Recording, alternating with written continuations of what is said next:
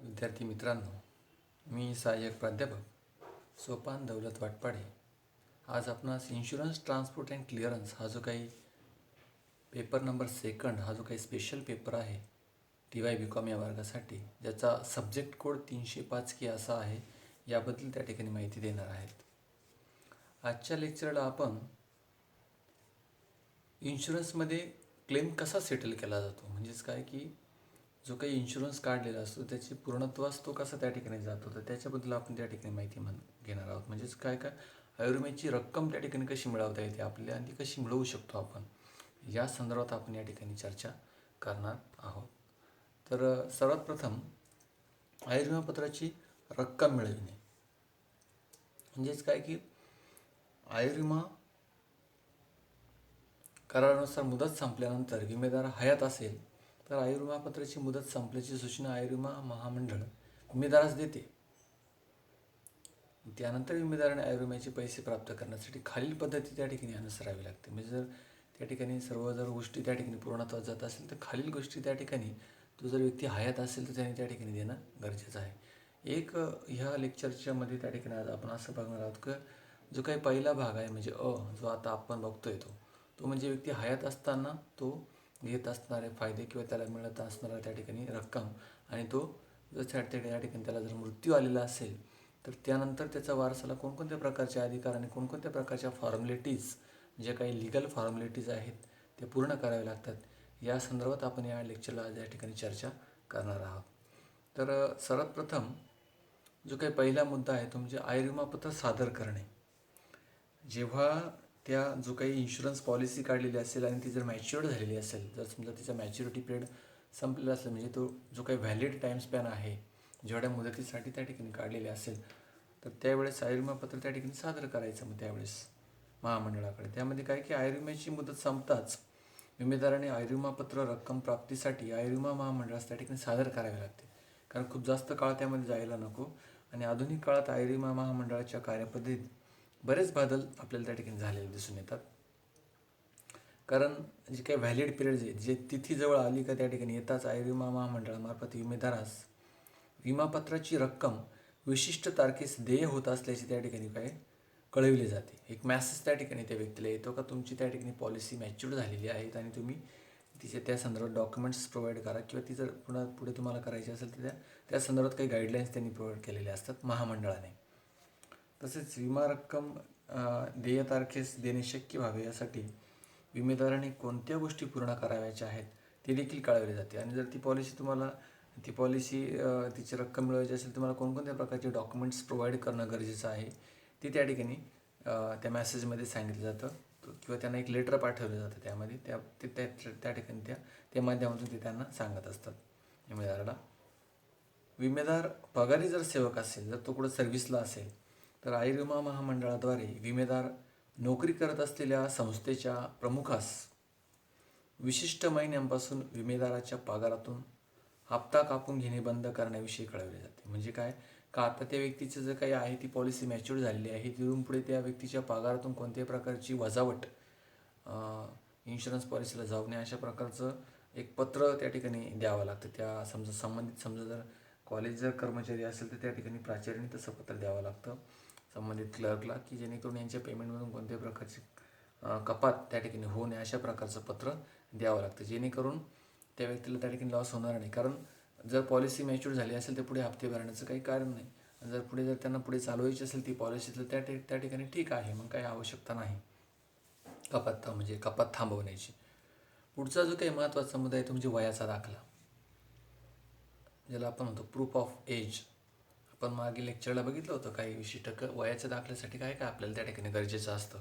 कारण वय हे आपल्याला जे काही स्टँडर्ड जे काही त्यांनी दिलेले आहेत त्यामध्ये काय नगरपालिकेचा दाखला असेल, किंवा शाळेतून मिळणारा दाखला असेल, किंवा तुमच्या ड्रायव्हिंग लायसन्सवरती जी काही आहे त्याचा त्या ठिकाणी प्रूफ विचारात घेतलं जातं, किंवा आधार कार्डवरती जे असेल, म्हणजे कुठेतरी लिगल डॉक्युमेंट्स या ठिकाणी विचारात घेतलं जातं एजसाठी. आयुर्विमापत्र घेताना विमेदाराने वयाचा दाखला किंवा जन्मतारखेचा पुरावा दिलेला नसेल, म्हणजेच आयुर्विमा महामंडळाने विमेदाराची वय मान्य केली नसेल तर वयाचा दाखला द्यावा लागतो. वयाचा दाखला किंवा पुरावा म्हणून जन्मतारखेचे प्रमाणपत्र नगरपालिकेतील वयाच्या नोंदीचा उतारा किंवा शाळेच्या रजिस्टरमधील जन्मतारखेच्या नोंदीचे प्रमाणपत्र किंवा नोकरी करीत असलेल्या ठिकाणच्या सेवा पुस्तिकेतील जन्मतारखेच्या नोंदीचा उतारा इत्यादी या सर्व गोष्टींचा त्या ठिकाणी कुठेतरी विचार केला जातो. ह्या वयाचा दाखला त्या ठिकाणी कुठेतरी गृहीत धरण्यासाठी. पुढचा जो काही महत्त्वाचा मुद्दा आहे ते म्हणजे बेचनपत्र सादर करणे.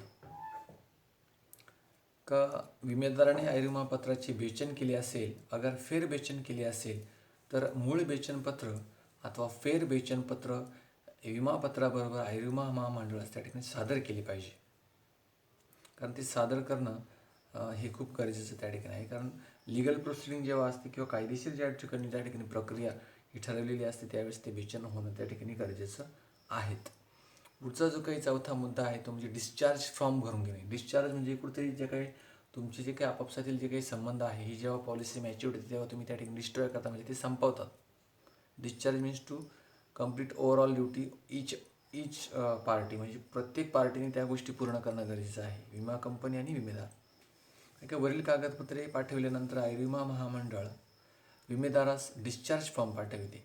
या फॉर्मवर सर्व आवश्यक माहिती भरून व आवश्यक रकमेची मुद्रा लावून, म्हणजे जे काही तिकीट असेल ठरवून दिलेले ते तिकीट लावून त्यावर सही करावी लागते.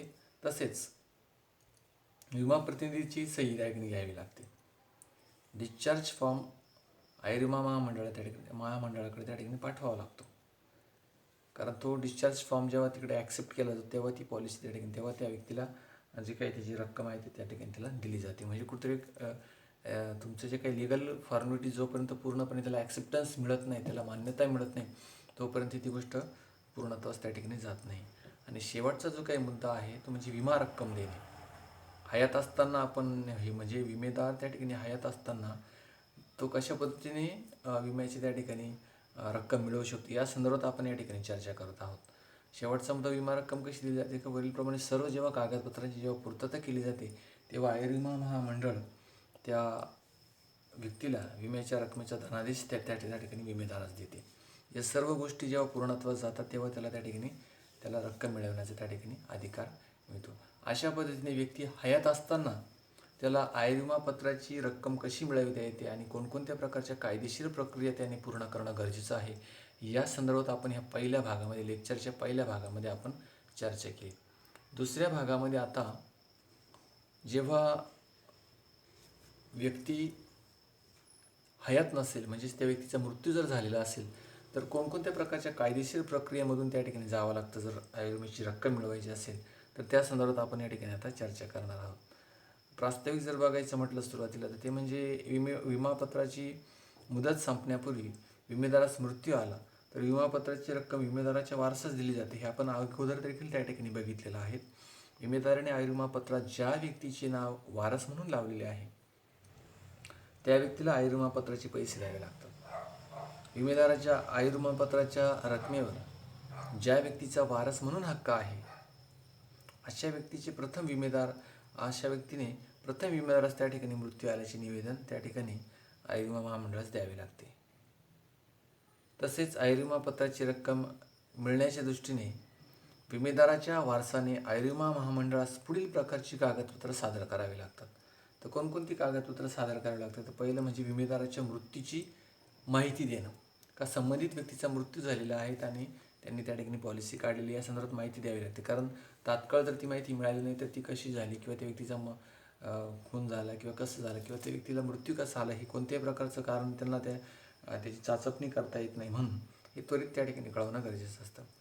विमेदाराशी संबंधित व्यक्ती किंवा वारसाने प्रथम विमेदाराचा मृत्यू झाल्याची बातमी पत्राद्वारे महामंडळास कळवावी लागते. पत्रात विमेदारास मृत्यू आल्याची तारीख, मृत्यूचे कारण आणि विमापत्राचा क्रमांक इत्यादी माहिती दिली असावी. तसेच या पत्राबरोबर विमापत्र आणि विमापत्राचे बेचन केले असल्यास बेचनपत्र महामंडळास त्या ठिकाणी पाठवावे लागते. हा पहिला टप्पा आहे की यामध्ये माहिती द्यावी लागते आणि त्यामध्ये कोणकोणत्या प्रकारची माहिती द्यावी लागते हे आपण बघितलं.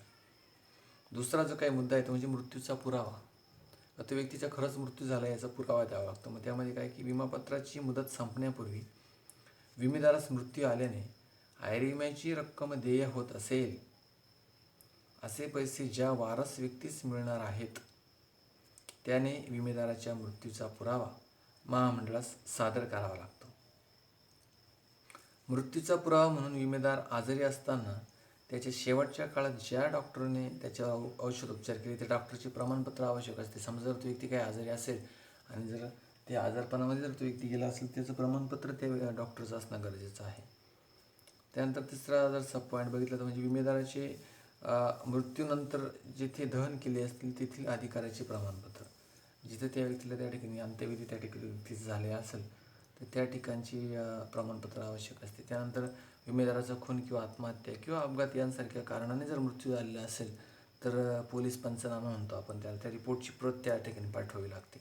म्हणजे त्या व्यक्तीचा मृत्यू कशामुळे त्या ठिकाणी झालेला आहे तर त्या जो काही पुरावा आहे शेवटचा तो त्या ठिकाणी ॲज अ मृत्यूचा पुरावा म्हणून त्या ठिकाणी गृहीत धरला जातो.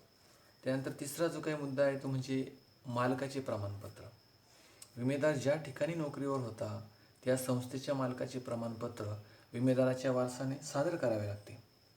त्यात मृत विमेदाराच्या नोकरीबाबतची मागील 3 वर्षाची माहिती, त्यात मृत्यूबाबतची माहिती, विमेदार शेवटी केव्हा हजर होता त्याची माहिती, विमेदाराचे आजारपण, सेवेतून गैरहजर राहिल्याची माहिती, विमेदाराने घेतलेल्या सकारण हक्काच्या व आजारपणाच्या रजा, नेमक्या किती रजा त्या ठिकाणी त्याने घेतलेल्या आहे ही सर्व इत्थंभूत माहिती त्या ठिकाणी द्यावी लागते. कारण संबंधित व्यक्ती खूप काही आजारी तर नव्हतं ना, कारण हे क्रॉस टॅली त्या ठिकाणी त्या महामंडळाला करावं लागतं.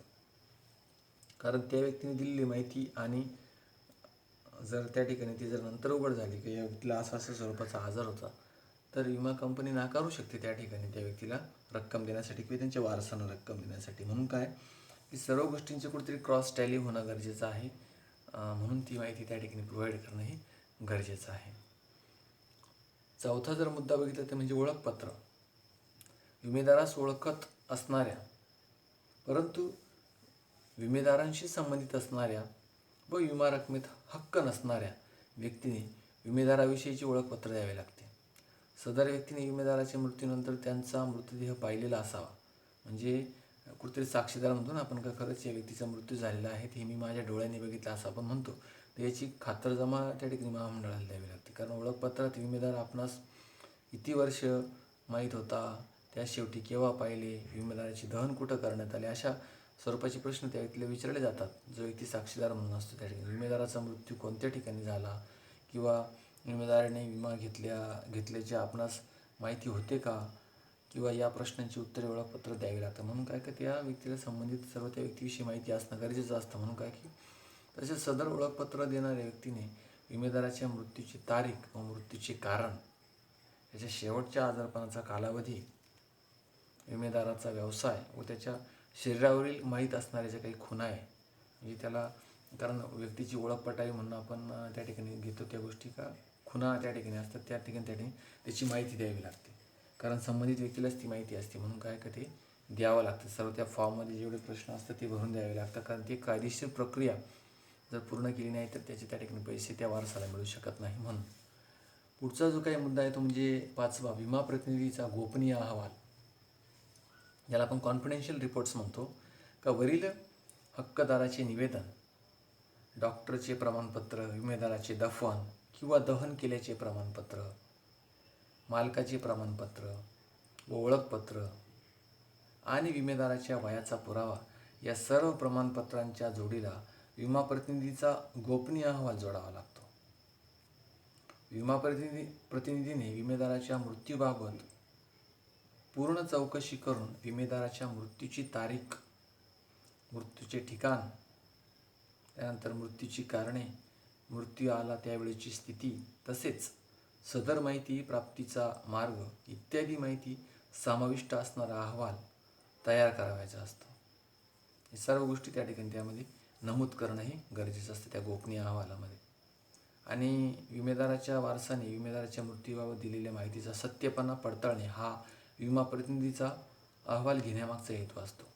खरंच त्या व्यक्तीचा मृत्यू कसा झाला आणि त्यामध्ये खरंच या गोष्टी होत्यात का हे त्या ठिकाणी बघणं अपेक्षित आहे.